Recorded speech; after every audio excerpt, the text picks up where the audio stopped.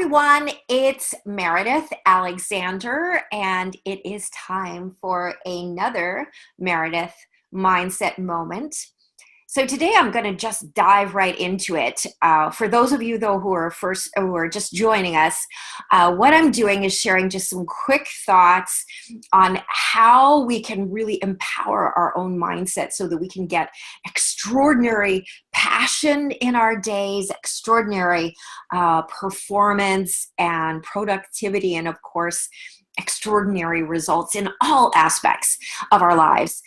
So today, I'm inspired to do a little bit of a deep dive on a moment that can kind of be very difficult, to put it mildly. What happens when someone that we know and love, whether it's a friend, a family member, a colleague, but what happens in the midst of crisis?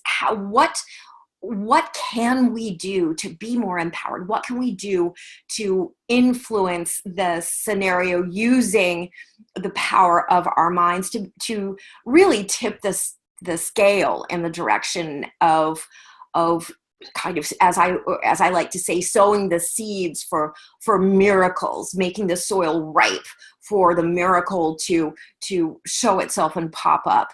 So for a couple of things in this situation. One, I think the temptation of our minds is really just to take off running, and usually down a really, really dark and doom and gloom sort of path.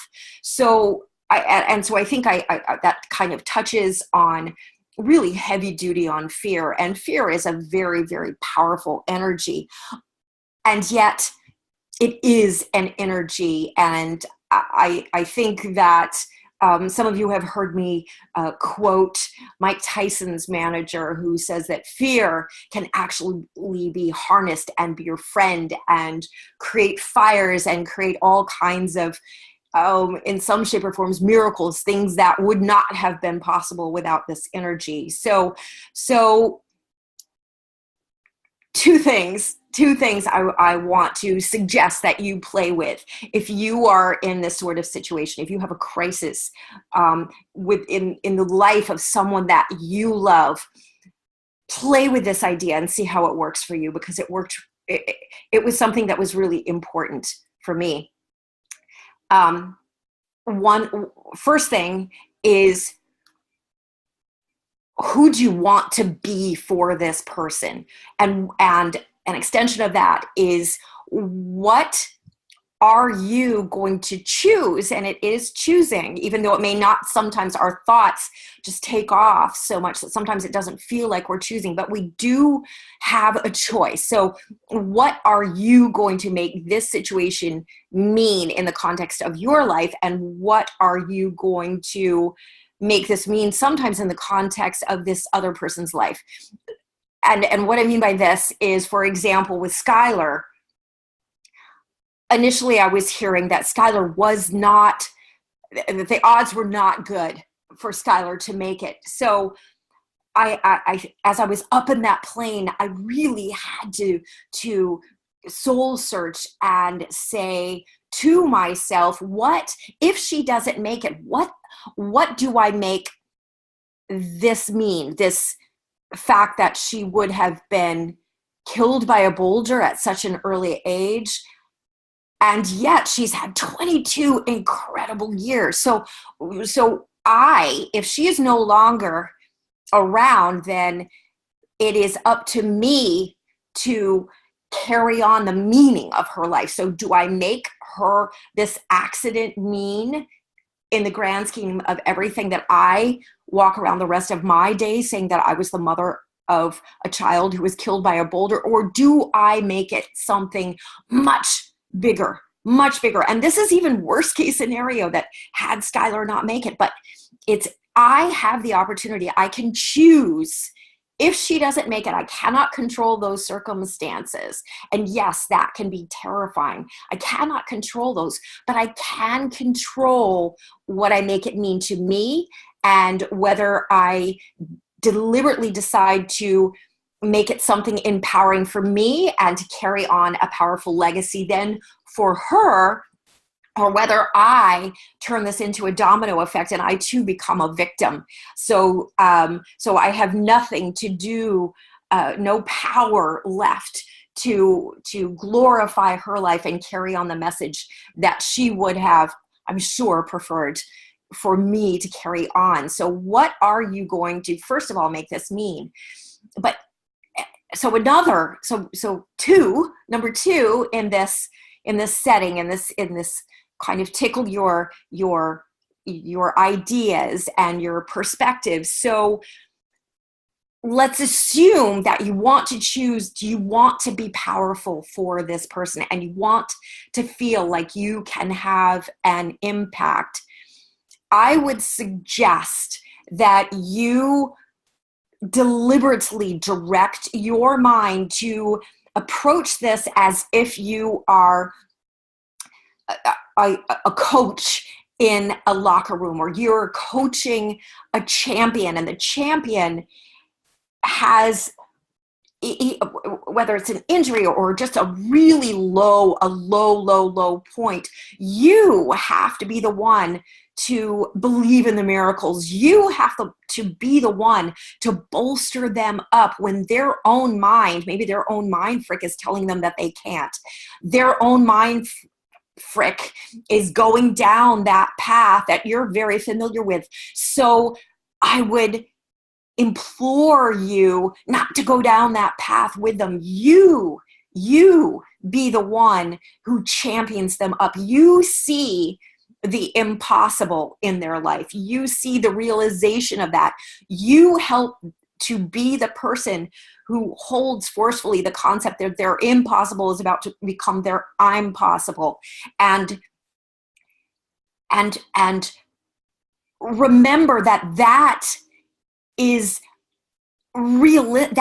a realistic expectation. And if your mind has trouble believing that this in this situation can be a realistic expectation, go and deliberately search out cases where miracles happen. Miracles are happening all the time, every day, with people with all sorts of injuries and afflictions and tragedies in their lives. Miracles are everywhere and abundant. And so you be the one that demands the miracle, that again sows the seeds for those miracles in this person's life. And then my third last little place to play in your mind would be, when we're in a situation that is tragic and that is stressful, we tend to get too specific in our negativity. We go down a road and we start all that we can think about as we build this snowball of terrible, terrible outcomes that are going to happen, when in reality, we need to go general. Again, we need to go back and we need to say, this feels crappy. This is horrible. These circumstances are terrible. And yet, why can't we be the ones who have miracles? There are other people out there. I know that there are people today who are thriving. They're out there. There are people out there today who are making a huge positive impact on the world, and who are motivational and inspirational, who have had horrific things. Skylar and I are living proof that miracles can happen to quote unquote ordinary people. Each and every one of you who are watching this has a greatness within you. Tap into it. You need to be the person there who helps this person that you love and that you care about, or that you're working with, to see the things that they may not be able to see right now. That is the gift. That is your calling. That is the challenge, but that is the beauty of what you can offer for them.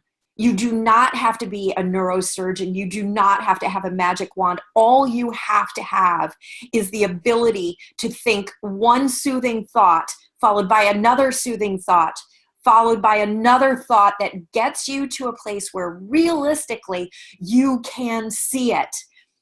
Physically, pull out pictures and stare at pictures of them at their strongest and at their best. go onto the internet and find photos of people who have achieved greatness when they were in the midst of tragedy.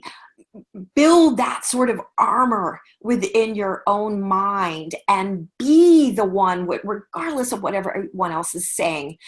Be the one. Let other people think that you're crazy and a Pollyanna. Heck yes, be the Pollyanna, but understand that it is your positivity that will give you a might that nobody who claims to be realistic has a prayer of being able to grasp. So I give this to you today. I hope that today you're not going through something that is stressful, but even so, it is these moments where we truly have the opportunity to spread our arms wide, say, bring it on. I am capable. In fact, I am exploding with greatness the more of these things that I overcome. And I'll leave you with one more thought that would say, comfort zone. Comfort zone. A comfort zone is not finite. A comfort zone is an area within ourselves that we feel good. And yet, when I was doing off-road biking, it was amazing. If I hadn't done it for several months, if I hadn't been out there on the trails, I would go to these incredibly technical trails where the paths were incredibly narrow, and we would be barreling down 30-foot drops over roots and boulders, and then having to climb up the incline with the roots and boulders on the other side. And it was terrifying. My mind would cry out and say, "You're insane."